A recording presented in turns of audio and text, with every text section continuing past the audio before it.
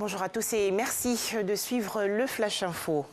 Lundi 3 mai 2021, c'est la journée mondiale de la liberté de la presse. Selon Reporters sans frontières, le journalisme est entravé totalement ou partiellement dans 130 pays. Les entraves sont entre autres les condamnations de journalistes et blocage de journaux en ligne. En Côte d'Ivoire, l'Union nationale des journalistes, l'UNJCI, organise ce matin une grande marche et des déclarations des organisations professionnelles de la presse ivoirienne. Toujours en Côte d'Ivoire, le lancement officiel il y a quelques jours des activités 2021 de la Maison de la Presse d'Abidjan.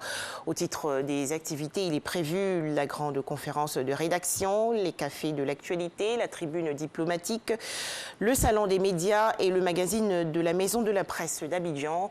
Le coût de l'organisation de ces différentes rencontres est estimé à plus de 120 millions de francs CFA. Le point, Astou Touré.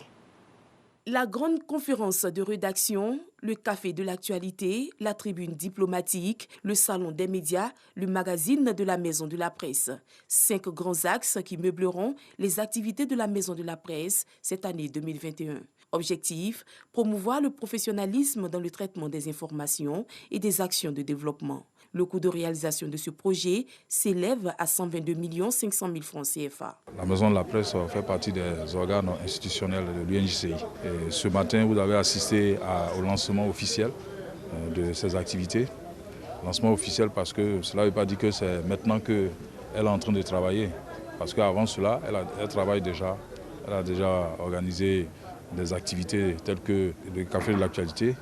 Donc aujourd'hui, c'est une manière de marquer le coup, expliquer qu'il y a, par exemple, beaucoup de choses qui se font ici à la Maison de la Presse. Mamadou Diomandé, parrain de la cérémonie, explique les raisons qui l'ont poussé à joindre son image à cette activité. La presse fait un travail colossal, un travail de régulation, un travail d'apaisement, mais aussi un travail de promotion de notre économie. Donc c'est autant de choses qui rejoignent un peu nos centres d'intérêt. Nous avons estimé que nous pouvions les accompagner parce qu'il y a une certaine convergence de vues. Nous allons essayer de voir tout au long de l'année quelle pourrait être notre contribution intellectuelle et matérielle à la réalisation de ce programme. Et je pense qu'au bout de l'année, on pourra en faire un bilan. Cette rencontre s'est terminée par une visite guidée de la Maison de la Presse, principalement à la bibliothèque où l'on dénombre 1023 livres. Pour rappel, cette bibliothèque est ouverte à tous les journalistes qui désirent y effectuer des recherches.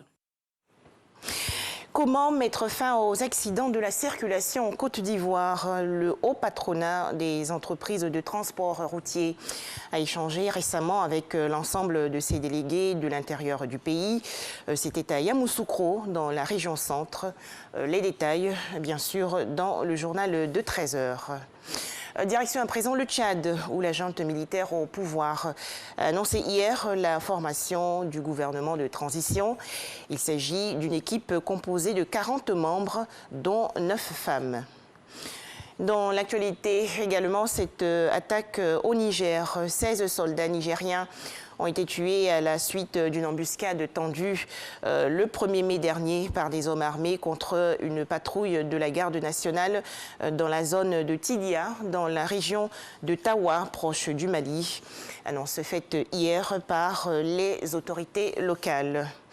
Enfin, drame au Bangladesh, au moins 26 morts aujourd'hui dans une collision entre 2 bateaux sur un fleuve dans le centre du pays.